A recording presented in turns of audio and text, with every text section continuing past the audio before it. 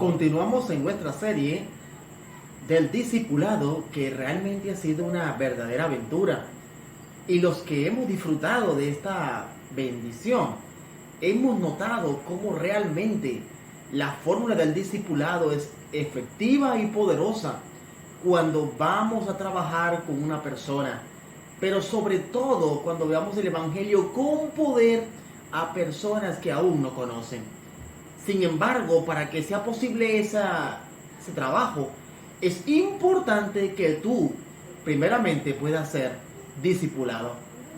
En gran medida entonces vamos a notar que esta serie es para ti y tú realmente la necesitas. Por esa razón es importante que te mantengas con nosotros activo en este programa. Pero antes, oramos. Bendito Dios, alabado sea tu nombre, desde ahora y para siempre, por la bondad que nos has regalado. Gracias porque hasta hoy nos has cuidado, bendecido, dirigido y transformado por el poder soberano de tu Espíritu Santo. En Cristo Jesús. Amén. Para esta hora vamos a estudiar lo que será el conflicto cósmico en el árbol genealógico del libro de Génesis.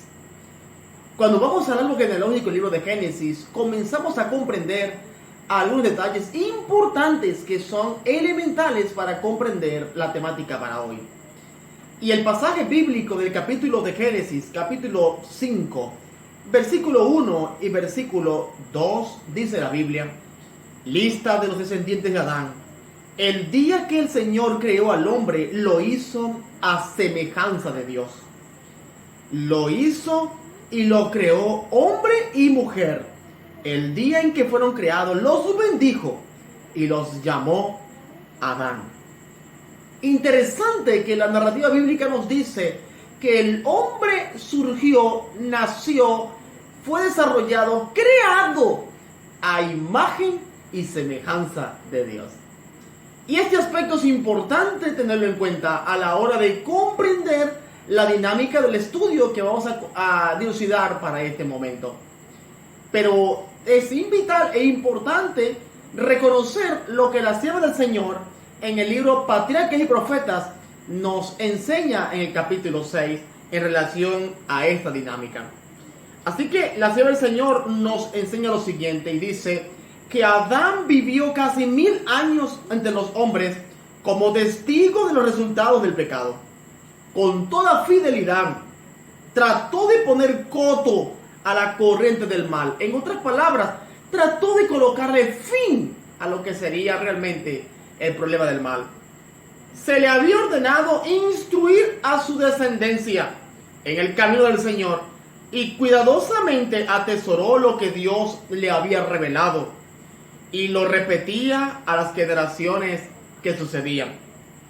A sus hijos y a sus nietos hasta la 9ª generación pudo describir Adán el estado santo y feliz del hombre en el paraíso, y repitiéndoles la historia de su caída, les refirió los sufrimientos mediante los cuales Dios le había enseñado la necesidad de adherirse estrictamente a su ley, y les explicó las misericordiosas medidas tomadas por la salvación. Pero solo unos pocos prestaron atención a sus palabras. A menudo le hacían amargos reproches por el pecado que había traído tanto dolor a sus descendientes. Aquí, en esta descripción, notamos realmente evidencia de discipulado. Adán intentó reprimir los efectos del mismo, por lo menos los efectos del pecado, gracias a la instrucción que día tras día degeneraba en sus descendientes. Pero ella, la sierva del Señor, nos indica que algunos o muchos de ellos reprochaban realmente lo que había ocurrido en la vida de Adán y Eva y echaban culpa a ellos por su mal proceder y finalmente por las consecuencias que estaban experimentando. Tal desarrollo del carácter se vería reflejado entonces en la línea divisoria entre los que serían aquellas familias que servirían a Dios y aquellos que deshonrarían al Eterno.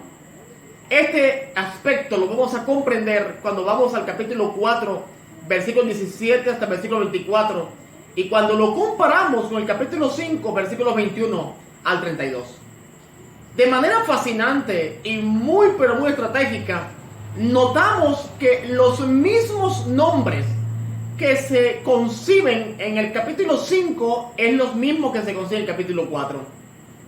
Por ejemplo, notamos que el versículo 21 del capítulo 5 dice que cuando Enoc tenía 65 años, nació su hijo Matusalén. Pero es paralelo el hecho del capítulo 4, versículos 17-24, nos dice que Caín concibió y conoció a su esposa y concibe de ella, y ésta le da a su hijo Enoc. Así que el diablo, quien está interesado en echar por tierra la imagen de Dios, intentó reduplicar y manchar con el pecado lo que sería la imagen del Dios creador. Así que vemos, por un lado, al Enoc, quien viene pues por la descendencia de las familias de los que honran a Dios.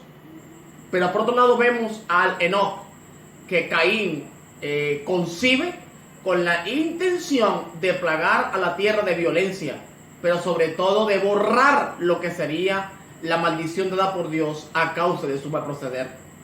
Es allí donde vamos a comprender entonces cómo Caín le coloca por nombre Enoc, porque él quería construir su ciudad, una ciudad populosa, ciudad que solamente le daría a él prestigio y le da también a un estado pues de tranquilidad, pero sobre todo le permitiría a él comenzar a borrar en gran medida, por lo menos en la mente de él, en gran medida lo que sería pues la gran maldición dada por Dios a él. Así que Caín significa trabajador, lanza, adquisición o herrero. Probablemente Adán y Eva habían pensado en Caín como aquel que estaría dispuesto a aniquilar a la serpiente, matarla para cumplir realmente lo que la Biblia nos enseña en Génesis capítulo 3 versículo 15. Pero es interesante que luego dice la Biblia que Enoc le nació Irak, el padre de Mehujael, y Mehujael es el padre de Metusael. Este es los únicos nombres que paralelamente no están, por lo menos en el ámbito de las raíces hebreas, están casi en consonancia con el segundo heredero de Enoc, que sería Matusalén. Y al parecer Caín estaba interesado en hacer una expansión total de lo que sería realmente la ciudad, y esa ciudad estaría entonces referida para acabar con el concepto de ser errante y fugitivo. Eso lo vamos a ver entonces en el hecho de que le colocó por nombre Enoc a la ciudad. Luego Irak, que es el hijo de Enoc, significa ciudad de testigos. Y luego viene Mehujael, que significa pues herido por Dios.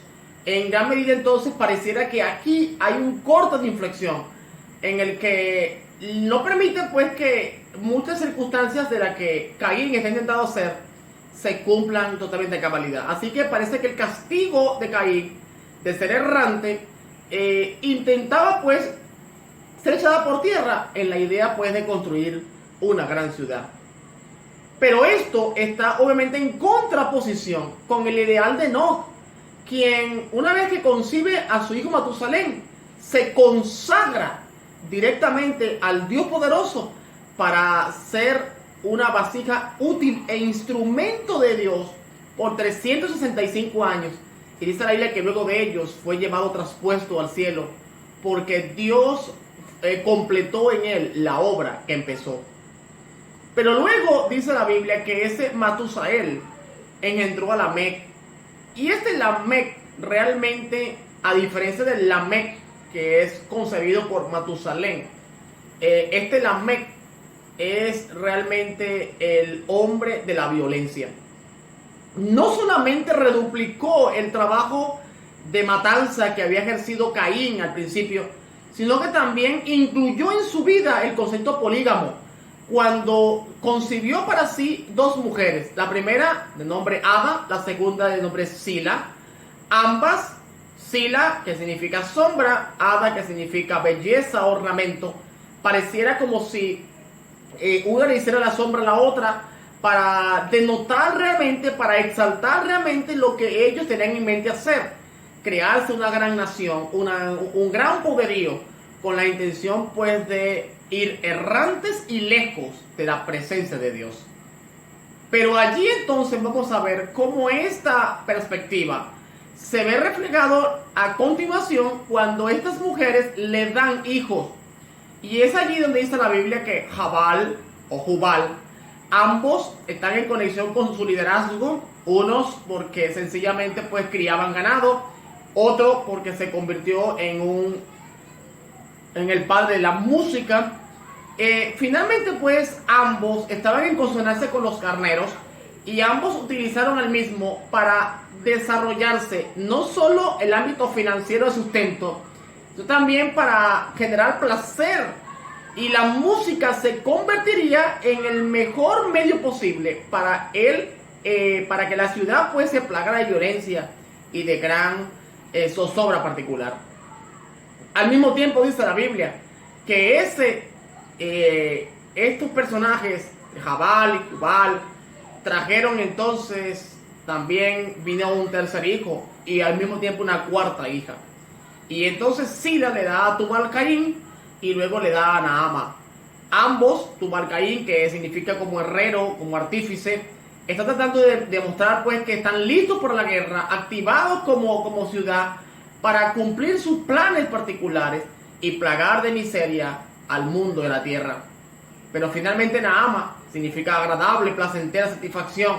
Realmente en ella se cumple realmente lo que el corazón sentía, satisfecho por haber hecho lo que ellos estaban tan interesados en lograr.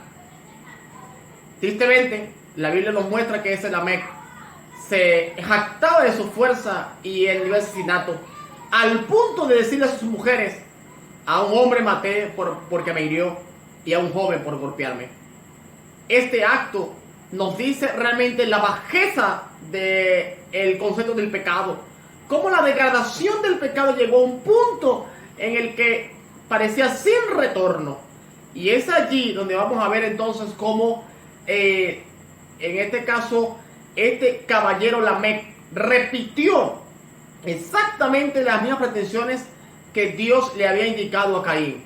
Y él dijo: si Caín será vengado 7 veces, Lamec lo será 70 veces 7. Así que este Lamec realmente de manera arrogante, llena de violencia, consumó en su totalidad lo que sería realmente la imagen del pecado grabada en el hombre para ese momento. Finalmente Dios tendría la solución. Por un lado, levantó a Noé, cuyo significado sería descanso, consuelo. Este traería realmente un trabajo poderoso para consolidar la obra que empezó Adán. Y esta obra que empezó Adán, que sería por más de 120 años, a Noé predicó a los antediluvianos para mostrar realmente que la salvación estaba abierta para todos. Sin embargo, la verdadera realidad es que solo salvaron Noé y su familia. Pero junto con Noé, también Dios levantó a un personaje de nombre Set. Este nombre Set, que significa también colocar o establecer, Dios lo colocó y lo estableció para erradicar completamente el plan del pecado, pero sobre todo también para mostrar que sí es posible vivir en conformidad con la voluntad de Dios. Tristemente, la familia de Set también se degradó, y este acto de degradación llevó realmente al colmo, hasta lo sumo, cuando ya no parecía más, cuando ya todo había llegado al colmo. Allí apareció el juicio de Dios. Y es ahí donde el diluvio cumple un rol particular, donde el diluvio cumple un papel especial. Y es allí la razón elemental por la que Dios terminó de cumplir sus planes en la vida de los antediluvianos. Son ellos los que sufren y van a recibir el castigo por su justo proceder, pero sencillamente también porque han vivido realmente destinados para engrandecerse, para hacerse una ciudad, pero sobre todo para llenar de violencia, para plagar de prostitución, para plagar de promiscuidades, para plagar a la ciudad de grandes problemas, pero sobre todo también para erradicar la imagen de Dios que empezó en el corazón de los individuos. Finalmente, ese hombre Seth trajo a un descendiente de nombre Enos. Este Enos significa flaqueza. Esto nos recuerda realmente lo que somos, lo frágil que somos, los débiles que somos. Pero en las manos de Dios somos más poderosos, porque Dios cumplirá sus planes en vosotros, porque Él lo empezó y lo terminará. Recuerda, la obra empezó en Adán, la continuó sus descendientes, y luego Noé, por 120 años, como pregonero de justicia, le dijo al mundo lo que debía ocurrir en sus corazones. No escucharon, los juicios de Dios llegaron. No por falta de discipulado, no por falta de educación, no por falta de conocimiento, sencillamente porque decidieron vivir en armonía con sus propios designios. Quiera Dios que en esta noche y en este día y en esta tarde la gloria de Dios se manifieste en tu vida y juntos podamos entonces reflejar la imagen de Dios que empezó en vosotros cuando fuimos creados a imagen y semejanza de Él. Oramos. Bendito Padre, gracias por la promesa de tu regreso. Gracias porque nos amas. Gracias porque nos has provisto de grandes promesas. Y gracias, Señor, porque tú siempre tienes planes con vosotros para bendecirnos, guiarnos y sostenernos. En Cristo Jesús. Amén.